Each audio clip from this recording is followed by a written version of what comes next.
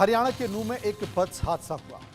नूह में 60 से ज्यादा श्रद्धालुओं से भरी हुई बस धू-धू कर जलने लगी। इस हादसे में 10 लोग काल के गाल में समा गए, जबकि 24 से ज्यादा लोग गंभीर रूप से झुलस गए। यह हादसा कितना दर्दनाक था, इसका अंदाजा आप इसी बात से लगा सकते हैं कि बस चल रही थी और बस में बैठे यात्री चीख रहे थे, चिल्ला रहे थे, लेकिन ड्राइवर को भनक तक नहीं लग पाई। वो बस चलाता रहा और 9 लोग जिंदा जल गए, जिनकी संख्या 10 तक बताई जा रही है। स्थानीय लोगों ने बस का पीछा कर ड्राइवर को आग लगने की सूचना दी। तब तक पूरे बस में आग फैल चुकी थी। कई लोग गंभीर रूप से झुलस चुके थे। बहरहाल किसी तरह गांव वालों ने श्रद्धालुओं को बाहर निकाला और कड़ी मशक्कत के बाद आग पर काबू पाया गया। लेकिन अब सवाल यह है कि इस हादसे का गुनहगार कौन है?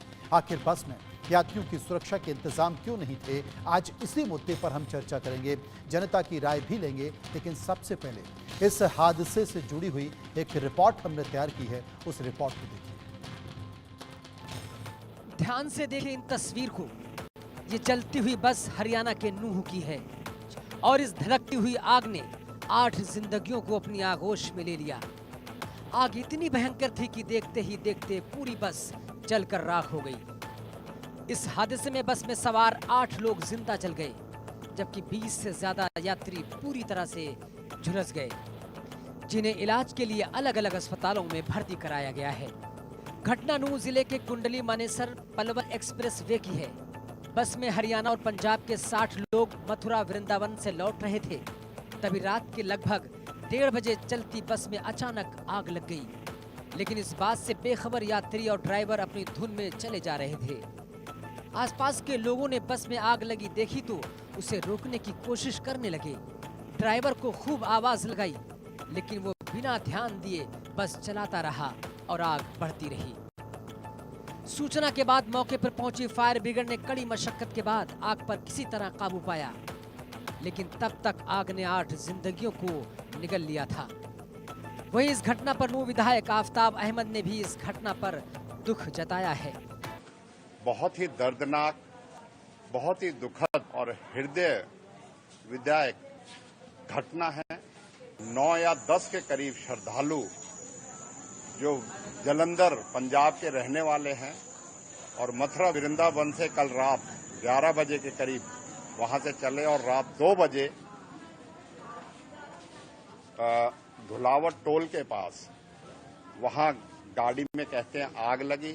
एसी बस थी और उसमें बुजुर्ग, महिलाएं, बच्चे सबकी जो है उसमें शामिल थे और उसमें बहुत से जिनको आग लगी है, जिससे ये झुलस गए हैं, उनमें सभी शामिल है कर दिया। हम पूरी तरह इलाका इस दुखद घड़ी में परिवार के साथ खड़ा है।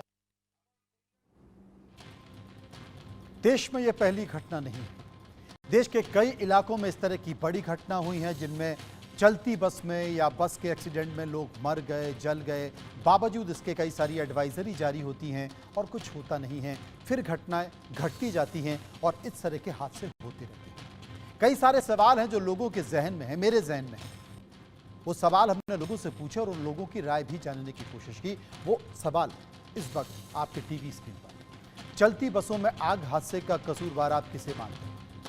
26% लोगों ने कहा ट्रांसपोर्ट कंपनी, 39% लोगों ने कहा ड्राइवर की लापरवाही, 15% लोगों ने कहा ट्रांसपोर्ट डिपार्टमेंट के अधिकारी इसके जिम्मेदार हैं और 13% लोगों ने कहा कि फायर सेफ्टी अधिकारी इसके जिम्मेदार हैं, क्योंकि वो निरीक्षण नहीं करते जबकि उनको करना चाहिए। वो वाहनों की चेकिंग नहीं करते जबकि उनको करना चाहिए। और 1% लोग इस पर कुछ भी नहीं करना चाहते। दूसरा सवाल सर्वे का दूसरा सवाल है कि क्या बसों में फायर सेफ्टी नियमों की अनदेखी हो रही है? ट्रांसपोर्ट कंपनियां इसकी अनदेखी कर रही हैं। 90% लोगों ने कहा हाँ, 9% लोगों ने कहा ना, 1% लोग इस पर कुछ भी कहना नहीं चाहते। हमारे साथ कुछ लोग जुड़ रहे हैं इस चर्चा में, इन सवालों के राय पर जवाब देने के लिए। एलन राव हैं जो पूर्व डीसीपी हैं दिल्ली पुलिस के, वो हमारे साथ हैं। इसके साथ साथ दिल्ली फायर सर्विस के पूर्व अधिकारी हैं SK डेहरी साहब और हिमांशु त्रिपाठी वरिष्ठ पत्रकार। सबसे पहले मैं डेहरी साहब के पास चलूंगा। डेहरी साहब, आप किसका जिम्मेदार मानते हैं? क्योंकि ये इकलौती घटना नहीं है। मध्य प्रदेश, उत्तर प्रदेश, हरियाणा, पंजाब या फिर महाराष्ट्र, इस तरह की घटना आए दिन होती रहती हैं, चाहे वो बड़े यात्रियों की बस हो या फिर बच्चों की स्कूल की बस हो। आप क्या मानते हैं, जो मेजर्स रखे गए हैं, सुरक्षा नियम हैं, क्या उनका पालन होता है या अनदेखी कर दी जाती है, और कर दी जाती है तो उसका जिम्मेदार कौन? जहाँ तक मैं समझता हूँ, ये जो भी प्रावधान चाहिए आग से रक्षा करने के लिए बसेस के अंदर, उसको उस एक्सक्यूज में छोटा मोटा एक्सटिंग्विशर लगा दिया जाता है और कहा जाता है कि जी हमने सब कुछ प्रोवाइड कर दिया।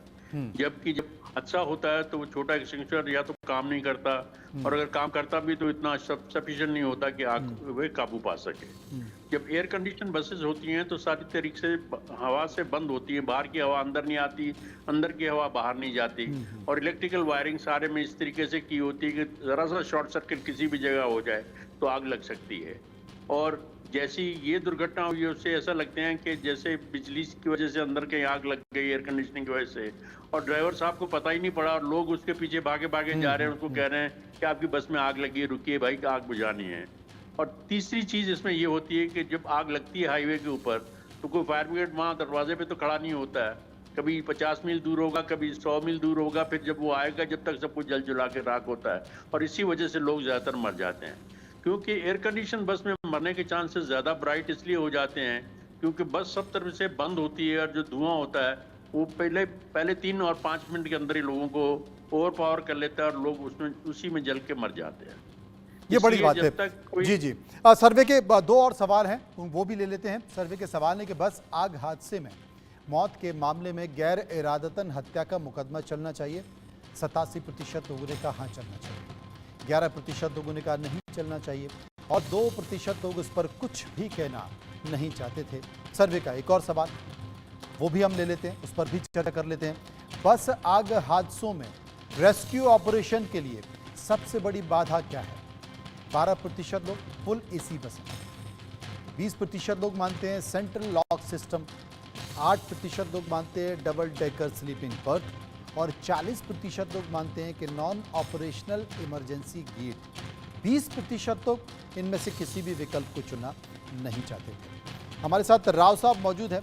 राव साहब, इन सभी सवालों को देखते हुए और जनता की राय को देखते हुए इस हादसे के साथ साथ जितने भी इस तरह की घटनाएं घट रही हैं उन्हें देखकर आप क्या कहें? देखिए, सबसे पहले तो जितने लोग इसमें मारे गए हैं उनके लिए श्रद्धांजलि, उनके परिवार वालों को श्रद्धांजलि, क्योंकि ये सब लोग एक रिलीजियस प्लेस से वापस आ रहे थे। पंजाब के 2 लोग बताए जा रहे हैं, वो बहुत दुखद घटना है, और इस घटना को आगे ऐसा ना हो, इसको रोकना, ऐसे घटनाओं को रोकना बहुत जरूरी है। अब इसके कारण की वजह हम बताना चाह रहे हैं, जैसा अभी पहले भी बताया उन्होंने कि फायर सेफ्टी वाले जो ऑफिसर्स थे उन्होंने बताया है। इसमें 2 राय नहीं है कि एयर कंडीशन बस प्रोबेबली वो थी। तो जब एयर कंडीशन बस होती है तो उसका ड्राइवर का केबिन बिल्कुल अलग होता है बाकी पैसेंजर से, और उसको ड्राइवर को कुछ पता नहीं लगता पीछे क्या हो रहा है, जब तक कि उसके यहाँ सीसीटीवी उसमें लगा हुआ। कई बसेस में होता है कि पीछे के में देखने के लिए ड्राइवर को कभी कभी जब देखना चाहे तो पीछे उसकी बस में क्या एक्टिविटीज हो रही है वो देख सकता है, लेकिन यहाँ पर शायद वो नहीं था। और बस का ड्राइवर अपनी धुन में, स्पीड में, रात का टाइम है, वो चलाए जा रहा है, और पीछे कहीं ना कहीं ऐसा लग रहा है कि ये शॉर्ट सर्किट से आग पीछे लगी है, और एयर कंडीशन बस होने की वजह से चारों तरफ से वास्तव में बंद होती है। और इसका जैसे बहुत सी बसेज आप देखेंगे, चेकिंग करेंगे तो उसका इमरजेंसी एग्जिट भी काम नहीं करते हैं, वो जाम पड़े रहते हैं क्योंकि कभी उसको यूज नहीं किया जाता। तो ये और दूसरा जब ये होता है सेंट्रल लॉकिंग सिस्टम भी अगर है, जैसे कारों में ज्यादातर होता है, बस में शायद नहीं होता है सेंट्रल लॉकिंग सिस्टम इतना स्ट्रॉन्ग, लेकिन फिर भी एक ये भी वजह है कि जब आग लगती है बस में तो चारों तरफ से धुआं हो जाता है, और बहुत से लोग जलने की वजह से कम मरते हैं, सफोकेशन की वजह से ज्यादा मर जाते हैं। शायद इसमें क्या हुआ होगा वो देखने वाली बात है। देखने वाली बात है। एक और सर्वे का सवाल ले लेते हैं कि हाईवे पर अगर बस में आग लगती दिखे तो आपकी पहली प्रतिक्रिया क्या होती है? 23% लोगों ने कहा कि पुलिस को फोन किया जाता है, 32% लोगों ने कहा आग बुझाने की कोशिश होती है, 38% लोग मुसाफिरों का रेस्क्यू ऑपरेशन करते हैं, और 7% लोगों ने इनमें से किसी भी विकल्प को नहीं चुना है। वरिष्ठ पत्रकार त्रिपाठी जी हमारे साथ मौजूद हैं। त्रिपाठी साहब, घटना घटती है, कमेटी बैठाई जाती है, जांच के लिए अधिकारी नियुक्त होते हैं, बहुत सारी रिकमेंडेशन होती हैं और उसके बाद रिकमेंडेशन होने के बाद मामले को दबाने की कोशिश की जाती है और उस पूरे मामले को भुला दिया जाता है मरे हुए लोगों को मुआवजा देकर। ये किसी एक राज्य की बात नहीं है, हर राज्य में यही पैटर्न है, होता कुछ नहीं है, जान चली जाती है।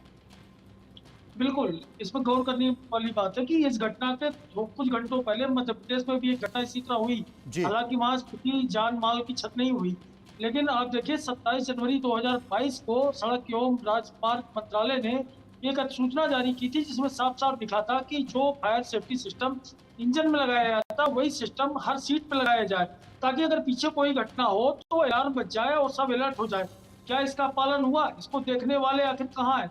तो नहीं बसों की जांच की जाती। जब कोई हादसा हो जाता है तब बसों की जांच पे जोर दिया जाता है। आप देखिएगा कल सुबह से लेकर शाम तक अधिकारी इतने ज्यादा सक्रिय हो जाएंगे कि लगता है कि अब कोई घटना होगी ही नहीं। इसके अलावा एक मंत्रालय ने सर्वे कराया था, उसमें ये कहा गया था जो बसें होती खासतौर से एसी बसें, तो जब गर्मी के दिनों में जो है तापमान बढ़ जाता है तो ऐसे में यात्रियों की भीड़ जब बढ़ जाती है तो तापमान और ज्यादा हो जाता है और अधिक तापमान के कारण जो है धुआं उठता है और आग लगने की संभावना बढ़ जाती है। 60% मामले सर्वे के मुताबिक ऐसे थे जिसमें सीट के आसपास यानी यात्री जहां बैठते वहीं से आग लगने के मामले सामने आए।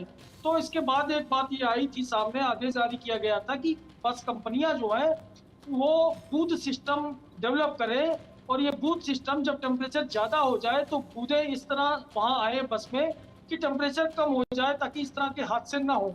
लेकिन ऐसा कुछ नहीं होता, कोई जांच नहीं होती, कोई पड़ताल नहीं होती, सब खुश रहते हैं। इस बात को और करिएगा, जब हाईवे पे वाहन चलते हैं तो संबंधित महात्मा जो है बहुत खुश रहता है क्योंकि वो उसको खुश किया जाता है और वो जब खुश रहता है तो ना तो कोई जांच होती है ना कोई पड़ताल होती है।